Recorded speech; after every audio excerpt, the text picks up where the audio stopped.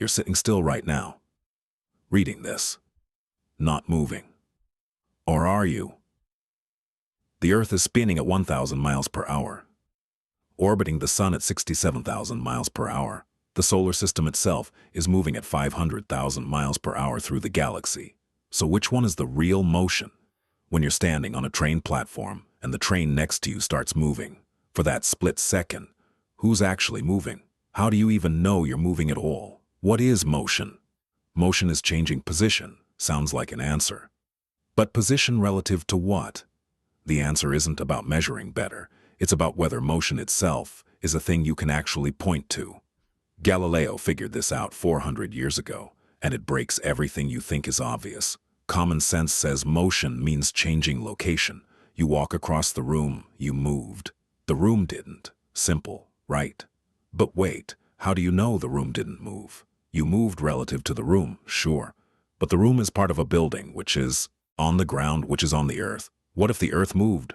From the Earth's perspective, you moved. From the Sun's perspective, you and the Earth moved. So who's right? Galileo gives you his famous thought experiment. Imagine you're below deck on a smoothly sailing ship. The kind of smooth where you can't hear waves, can't feel rocking. You drop a ball, catch it, toss it straight up. It behaves exactly like it would on land. That falls straight down from your hand. You can't tell you're moving at all. No wind down there, no feeling of motion. Everything acts normal. Now perform any experiment you want. Swing a pendulum, let water drip, roll marbles. The results are identical to what you'd get on solid ground. You cannot detect your own uniform motion by any experiment done inside your reference frame. Motion has no properties you can measure from inside the moving system itself. So what are you even moving relative to? The water outside, that's moving too. The seafloor, that's on a spinning Earth.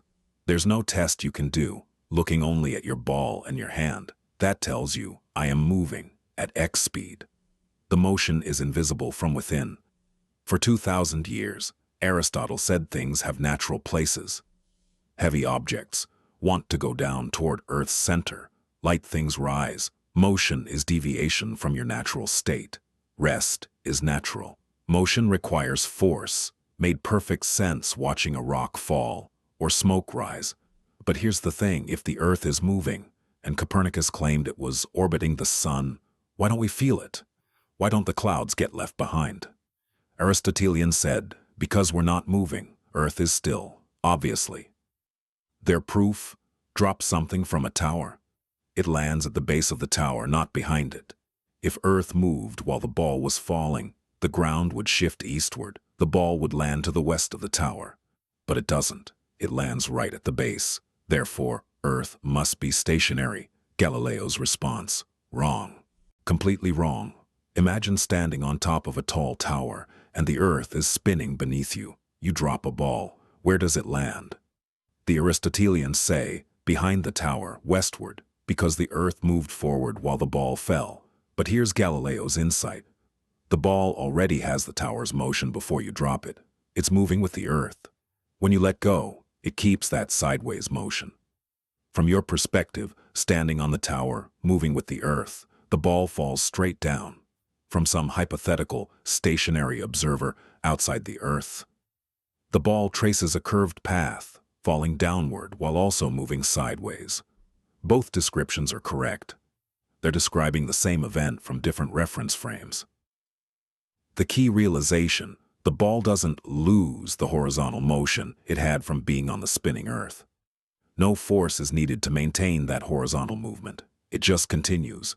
You can actually test this. Drop a ball from the mast of a moving ship. It lands at the base of the mast, not behind it on the deck. The ship's forward motion continues in the ball even after you release it. Well, in real life there's air resistance and friction complicating things, but imagine without those.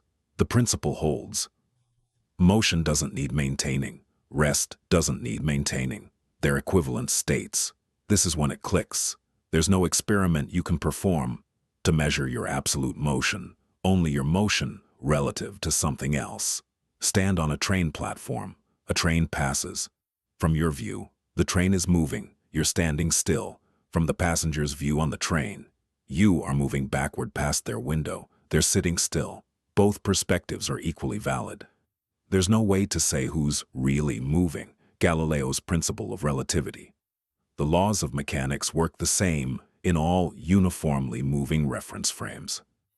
Drop a ball while standing on the platform, it falls straight down. Drop a ball while sitting on a smoothly moving train. From the train's perspective, it falls straight down too. Same laws, same results, different frames. The shocking part? There is no absolute rest. No fixed reference frame in the universe that represents true stillness. No God's eye view that reveals who's actually moving. This contradicted everything: the Church's doctrine, Aristotle's physics, common sense. Galileo was brought before the Inquisition, partly because of this.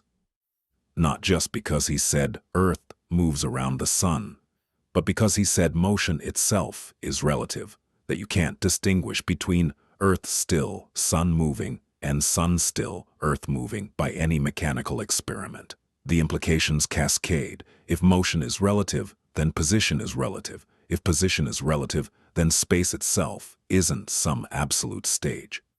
Everything you locate is located relative to something else you've chosen as your reference. Okay, but you can feel some kinds of motion, spin around in circles. You feel dizzy. You feel the rotation.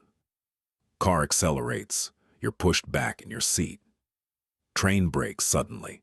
You lurch forward. What's different? The distinction. Uniform motion at constant velocity is undetectable. Acceleration, changing velocity, is detectable. When the car accelerates, something pushes you. You feel that force. Galileo observed this carefully. Acceleration is absolute in a way that velocity isn't. You can tell if you're accelerating without looking outside your reference frame. You can't tell if you're moving at constant velocity. But here's the deeper puzzle Galileo couldn't fully answer. What are you accelerating relative to? Not necessarily other objects. Imagine spinning in a completely empty universe. Would you still feel the centrifugal force? Galileo didn't solve this. Newton tried with his concept of absolute space. Einstein completed the picture 3 centuries later with curved space-time. But Galileo saw the distinction clearly. Changing motion is fundamentally different from continuing motion. So why does the ball keep moving horizontally on the ship? Aristotle would say motion requires a continuous force. Stop pushing, motion stops. Made sense.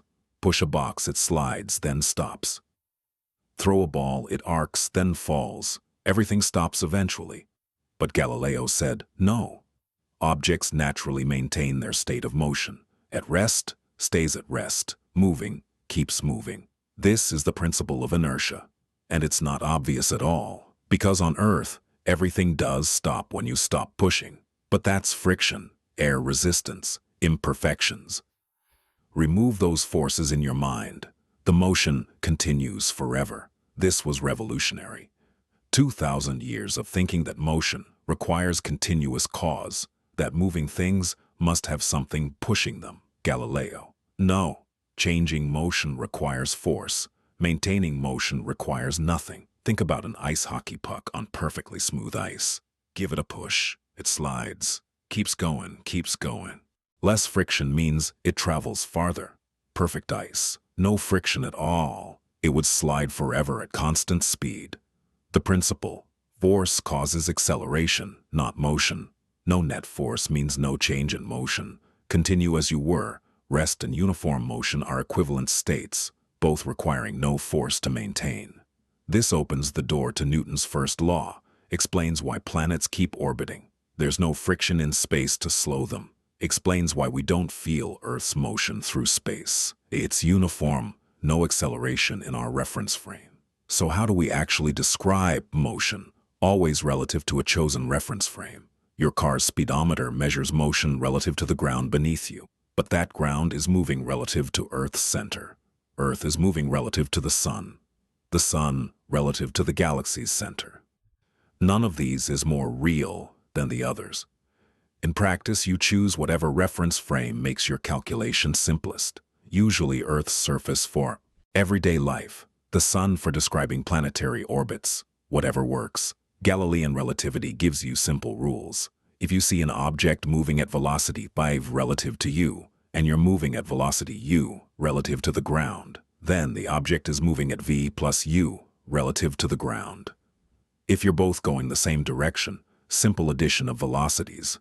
The beauty of this, it makes physics work in any reference frame you choose. The laws don't care which frame you pick, and we can test this with actual observations. Watch a ball drop from a tower. It really does land at the base. Measure it carefully. Yes, truly, at the base. This experiment was performed repeatedly throughout the 1600s with increasing precision. The results confirm it. The ball maintains the horizontal motion it had from Earth's rotation while simultaneously falling downward. Both motions happening at once, independent of each other. Go back to the beginning. You sitting still reading this. You're not still relative to Earth's center. You're spinning with the surface at 1,000 m/s. Not still relative to the sun. You're orbiting at 67,000 ls. Not still relative to the galaxy, 500,000 miles per hour. Not still in any absolute sense, but you are still relative to your chair. Relative to the ground beneath you. Relative to the building around you. And both descriptions are true simultaneously. Motion isn't a property of an object alone. It's a relationship between objects. A comparison between reference frames. The philosophical shift here is enormous. Reality doesn't have a single preferred viewpoint from which to measure things. There's no absolute stage on which motion happens. Different observers, all moving uniformly, relative to each other, describe events differently, but all their descriptions are equally valid. This understanding opens the door to everything that comes after. Newton's mechanics built on this. Forces cause acceleration, which everyone agrees on, regardless of reference frame.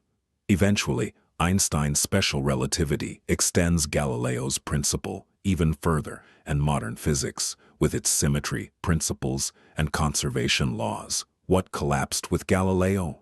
The idea of absolute rest. The idea that Earth's motion must be detectable through mechanical experiments. The idea that motion is an inherent property of objects. Aristotelian physics collapsed entirely. What emerged? The modern understanding of inertia. The relativity of motion. The foundation for all of classical mechanics and the seeds of modern relativity. But there's something Galileo didn't know. His relativity works perfectly for the speeds we encounter in daily life. For ships, for falling objects, for planets orbiting the sun. It breaks down near the speed of light. Einstein discovered that time and space themselves are relative, not just velocity. Light speed stays the same in all reference frames, which is deeply weird. You can't just have velocities infinitely. If you're on a train moving at half the speed of light and you shine a flashlight forward, someone standing still doesn't see that light moving at 1.5 times the speed of light. They see it moving at exactly the speed of light, same speed you measure on the train. The addition rules break down at extreme speeds, but the core insight remains true. There is no absolute motion. You still cannot detect uniform motion by experiments within your reference frame. Einstein extended Galileo's principle of relativity, didn't overturn it, made it more general, more complete. The question Galileo left hanging: what about rotation and acceleration? If all uniform motion is relative, what makes acceleration absolute? Why can you feel acceleration, but not constant velocity? Newton thought acceleration was relative to absolute space, some fixed background. Einstein thought it was relative to the structure of space-time itself, curved by mass and energy, and in some ways, we're still working out the full implications. Started with a simple scenario. You sitting still, Earth moving. Now you understand both descriptions are equally valid. Motion is relational, not absolute. You're sitting still relative to your chair, moving at enormous speed relative to the sun. Same reality. Different reference frames chosen for measurement. But that raises the next question. Why is light speed the same in all reference frames? Why can't you just add velocities past the speed of light like you can with everyday objects? What makes light so special? That's Einstein's story, 300 years after Galileo. Different principles, stranger implications. Galileo gave us the foundation. Motion is relative, only acceleration is absolute. But he was thinking about mechanics, balls dropping, ships sailing, pendulums swinging. There are deeper layers to reality. Light propagating through space, time dilating, space contracting, quantum mechanics where particles don't even have definite positions or velocities until measured. Each answer we find reveals new questions underneath. Each solved mystery opens two more, and that's how it should be. That's how we learn what the universe actually is, rather than what we assumed it must be.